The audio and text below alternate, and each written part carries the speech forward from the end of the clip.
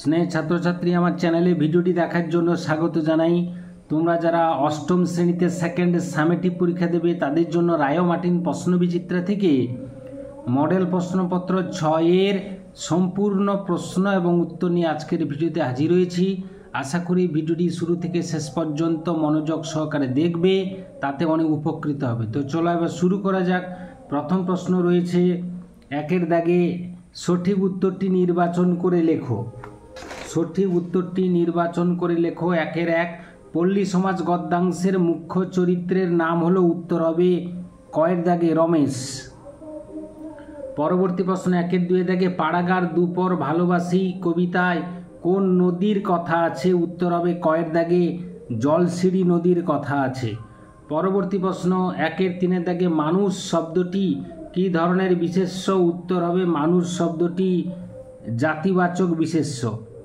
পরবর্তী প্রশ্ন 1-এর 4-এর দাগে খুব ভালো ছেলে, খুব পদটি হলো এখানে বিশেষণের বিশেষণ, এখানে গয়ের দাগে উত্তরটি হবে। এরপরে আমরা চলে যাব পরবর্তী প্রশ্নের জন্য। 1-এর 5-এর দাগে ক্রিয়াপদের মূলকে বলে? উত্তর হবে ধাতু। অর্থাৎ আমরা জানি ক্রিয়াপদের মূল অর্থযুক্ত অবিভাজ্য অংশকে ধাতু বলে, তাহলে এখানে সঠিক উত্তর হবে ধাতু। পরবর্তী প্রশ্ন 1-এর 6-এর দাগে আমার সঙ্গে এসো বাক্যটি হলো অনুজ্ঞাবাচক বাক্য। এরপরে 2-এর 1-এর দাগে বুকুদের বাড়ি কলকাতার কোন অঞ্চলে ছিল? উত্তর হবে কলকাতার ভবানীপুর অঞ্চলে বুকুদের বাড়ি ছিল। পরবর্তী প্রশ্ন 2-এর 2-এর দাগে নাটোরের রানীর নাম কি ছিল? নাটোরের রানীর নাম হচ্ছে ভবানী। 2-এর 3-এর দাগে প্রশ্ন দাঁড়াও কবিতায় কবির মতে কে ফাঁদ পেতেছে? দাঁড়াও কবিতায় কবির মতে মানুষই ফাঁদ পেতেছে। 2-এর 4-এর দাগে কুটিরটিকে কে কিভাবে ঘিরে রয়েছে? উত্তর হবে লতা পাতা ফুল মায়ার দ্বারা কুটিরটিকে ঘিরে রয়েছে। পরবর্তী প্রশ্ন 2-এর 5-এর দাগে অপুর বাবার নাম কি? অপুর বাবার নাম হলো হরিহর রায়। 2-এর 6-এর দাগে প্রশ্ন বিশালাক্ষী দেবী গ্রামে কোন রোগ হবে বলে ভবিষ্যৎবাণী করেছিলেন? উত্তর হবে ওলা ওঠা রোগ। এরপর আমরা চলে যাব 3-এর 1-এর দাগে। এই 3-এর দাগে প্রশ্নগুলো কম বেশি 60 শব্দে উত্তর দিতে হবে। 3-এর 1 খুড়োর মতামতের জন্য রমেশের কৌতূহল ছিল না। খুড়ো কে? কেন তার মতামতের জন্য রমেশের কৌতূহল ছিল না? উত্তরটা আমরা দেখে নেব। খুড়ো কে? সে প্রশ্নের উত্তর হচ্ছে খুড়ো বলতে এখানে হালদার মহাশয়ের কথা বলা হয়েছে। পরবর্তী প্রশ্নের উত্তর বিপন্ন গ্রামবাসীর দুর্দিনে তাদের পাশে দাঁড়ানোই জমিদারের প্রধান কর্তব্য। তাই পারিবারিক দ্বন্দ্ব নিয়ে খুড়োর মতামতের ব্যাপারে বিন্দুমাত্র কৌতূহল ছিল না রমেশের, কারণ তোষামোদকারী হালদার মশাই সর্বক্ষেত্রেই বেনি ঘোষালের কথায় সহমত পোষণ করে। অথবা প্রশ্ন সিঁড়ি ভেঙে আর উঠতে পারবো না বাবা, কারা একথা বলেন? তারা সিঁড়ি ভেঙে আর উঠতে পারবেন না কেন? উত্তর হবে আলোচ্য কথাটি বলেছেন বুকুর মায়ের ছেনু মাসি ও বেনু মাসি, যারা উত্তরপাড়া থেকে বুকুর মায়ের সঙ্গে দেখা করতে এসেছিলেন। দ্বিতীয় প্রশ্ন উত্তর উক্ত দুই মহিলা ছিলেন অত্যন্ত স্থূলকায় বা মোটা। তাছাড়া তারা অনেকক্ষণ আগে উত্তরপাড়ার বাড়ি থেকে বেরিয়ে 2-3 বার বাস বদল করে অবশেষে রিক্সা চেপে ভবানীপুরে পৌঁছে ক্লান্ত হয়ে পড়েছিলেন, তাই তাঁরা সিঁড়ি ভেঙে 3 তলায় উঠতে পারবেন না। 3-এর 2 থেকে প্রশ্ন কষ্টে পড়িয়া ইহাদের মধ্যেও কেহ কেহ চুরি ডাকাতি করে। কিভাবে উদ্ভিদেরা কষ্টে পড়িয়া চুরি ডাকাতি করে? উত্তর হচ্ছে মানুষ যেমন কোনো কোনো ক্ষেত্রে খাদ্য কিংবা অর্থের অভাবে চুরি ডাকাতি করে থাকে, উদ্ভিদ জগতেও তেমনটা দেখা যায়। ক্লোরোফিলযুক্ত সবুজ উদ্ভিদেরা নিজেদের খাদ্য প্রস্তুত করতে সক্ষম, কিন্তু যে সব উদ্ভিদের ক্লোরোফিল নেই তারা তা পারে না, অর্থাৎ খাদ্য তৈরি করতে পারে না। তখন তারা পরজীবী রূপে সবুজ উদ্ভিদকে আশ্রয় করে ও তার দেহ থেকে খাদ্য টেনে নেয়। এর ফলে সেই সবুজ উদ্ভিদ ক্ষতিগ্রস্ত হয়, শুকিয়ে বা মরেও যেতে পারে।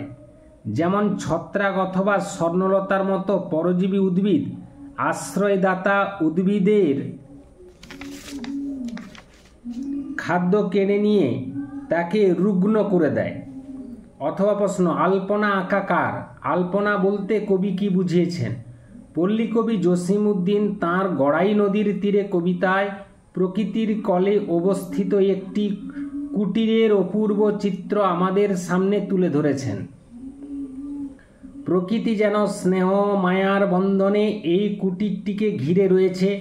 কুটিরের মানুষ আঙিনায় রোদে শুকোতে দেয় তাদের নিত্য ব্যবহার্য মটর ডাল, কালিজিরা, ধনে, লঙ্কা।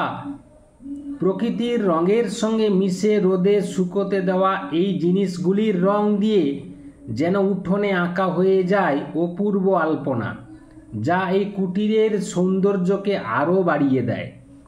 পরবর্তী প্রশ্ন 3-এর দাগে, অমলাদের বাড়ির আলমারিতে অপু কি কি জিনিস দেখেছিল? অমলাদের বাড়ির আলমারিতে অপু কাঁচের মেম পুতুল, মোমের পাখি, গাছ ইত্যাদি দেখেছিল। এছাড়াও রবারের বাঁদর, খঞ্জনি পুতুল, যা মৃগী রুগীর মতো হাত পা ছুঁড়ে খঞ্জনি বাজায়, টিনের ঘোড়া, এসব খেলার জিনিসও দেখেছিল। এসব জিনিস দেখে অপুর মনে পড়েছিল তার দিদি দুর্গার কথা। সে ভেবেছিল তার দিদি এত রকম খেলনা কোনোদিনও দেখেনি। অথবা প্রশ্ন, চড়ুই ভাতিতে কে রান্না করেছিল? কি কি রান্না হয়েছিল? চড়ুই ভাতিতে রান্না করেছিল অপুর দিদি দুর্গা। পরবর্তী প্রশ্ন, কি কি রান্না হয়েছিল? দুর্গা একটা ছোট হাঁড়িতে ভাত রান্না করেছিল। ভাত রান্না শেষ হলে সে বেগুন ভেজেছিল এবং মেটে আলু সেদ্ধ করেছিল। ভাত, বেগুন ভাজা ও মেটে আলু সিদ্ধ, এই ছিল চড়ুই ভাতির রান্নার ব্যঞ্জন বা পদ। 4-এর দাগে, কাঁচা এই শব্দটিকে, অর্থাৎ যে কোনো একটি শব্দ দিয়ে 4টি ভিন্ন অর্থে বাক্য রচনা করো। 4-এর কাঁচা, 4-এর পাকা, 4-এর মাথা। তো উত্তরটা জেনে নিই। কাঁচা বয়সে সংসারের প্রতি মন বসে না। এখানে এই কাঁচা শব্দটি অল্প বয়স অর্থে ব্যবহার করা হয়েছে। ফলটি এখনও কাঁচা রয়েছে, অপরিপক্ক অর্থে ব্যবহার করা হয়েছে। কাঁচা রাস্তা দিয়ে বর্ষাকালে হাঁটা প্রায় অসম্ভব হয়ে পড়ে, এখানে অস্থায়ী রাস্তা অর্থে ব্যবহৃত হয়েছে। কাঁচা ঘুম ভেঙে যাওয়ায় শিশুটি খুব কাঁদছে, অসম্পূর্ণ ঘুম অর্থে ব্যবহার করা হয়েছে। এরপরে পাকা, ছেলেটি পাকা খেলোয়াড়, এখানে দক্ষ খেলোয়াড় অর্থে ব্যবহার করা হয়েছে। নদীর ধারে পাকা রাস্তায় বিকেলবেলা হাঁটতে ভালো লাগে, এখানে শক্তপোক্ত রাস্তা অর্থে পাকা শব্দটি ব্যবহার করা হয়েছে। মেয়েটি অল্প বয়সে খুব পাকা, এখানে বয়সজনিত পরিণতি অর্থে ব্যবহার করা হয়েছে পাকা শব্দটি। গাছের আমগুলি পাকা অবস্থায় খুব রসালো ও মিষ্টি, এখানে সুপক্ক অর্থে পাকা শব্দটি ব্যবহার করা হয়েছে। এরপরে 4-3 মাথা, টুবাইয়ের অঙ্কে মাথা আছে, মেধাবী অর্থে এখানে মাথা শব্দটি প্রয়োগ করা হয়েছে। সমীরণবাবু আদর দিয়ে দিয়ে নাতিটার মাথা খেয়ে ফেলেছেন, নষ্ট করা অর্থে এখানে মাথা শব্দটি ব্যবহার করা হয়েছে। আমাদের পরিবারের মাথা আমার ঠাকুরদা, এখানে কর্তা অর্থে মাথা শব্দটি ব্যবহার করা হয়েছে। মাথা ঠান্ডা করে পরীক্ষা দাও, অবশ্যই ভালো রেজাল্ট হবে, এখানে শান্ত হয়ে অর্থে মাথা শব্দটি ব্যবহার করা হয়েছে।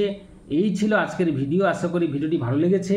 লাগলে অবশ্যই একটা লাইক করে দাও, শেয়ার করে দাও। চ্যানেলে নতুন হয়ে থাকলে চ্যানেলটি অবশ্যই সাবস্ক্রাইব করে চ্যানেলের পাশে থাকো। ভিডিওটি এতক্ষণ ধরে দেখার জন্য ধন্যবাদ রইল। নেক্সট ভিডিও আবার তোমাদের সঙ্গে দেখা হচ্ছে।